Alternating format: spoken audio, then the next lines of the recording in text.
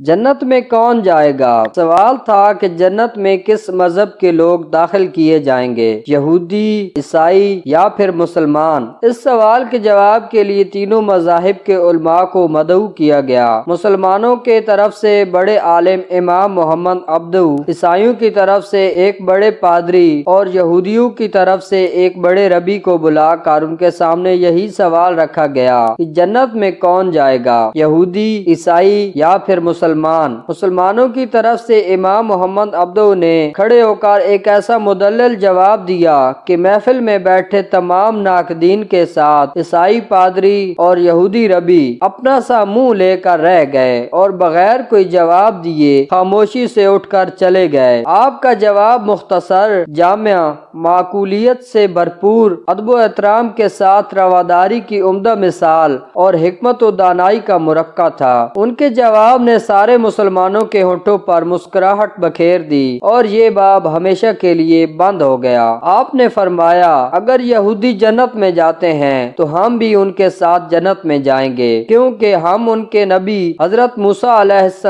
السلام پر ایمان رکھتے ہیں اور انہیں اللہ تبارک و تعالی کی جانب سے اپنے بندوں پر نبی مبعوث کیا۔ اور اگر عیسائی جنت میں گئے تو ہم بھی ان کے ساتھ ہی جنت میں جائیں گے، کیونکہ ہم حضرت عیسیٰ علیہ السلام پر بھی ایمان رکھتے ہیں۔ اللہ تعالیٰ نے انہیں اپنی مخلوق کی رہبری اور ہدایت کے لیے نبی مبعوث کیا۔ لیکن اگر مسلمان جنت میں گئے تو ہم صرف اللہ رب العزت کی رحمت کے ساتھ اکیلے ہی جنت میں جائیں گے، ہمارے ساتھ کوئی یہودی اور عیسائی نہیں جائے گا، کیونکہ انہوں نے ہمارے نبی اکرم حضرت محمد مصطفیٰ صلی اللہ علیہ وآلہ وسلم کو نہیں مانا اور نہ ہی ان پر ایمان لائے۔ صلو علی الحبیب صلی اللہ تعالی علیہ وآلہ وسلم۔ اس خوبصورت سے پیغام کو اپنے دوستوں کے ساتھ ضرور شیئر کیجیے گا۔ اللہ نگہبان۔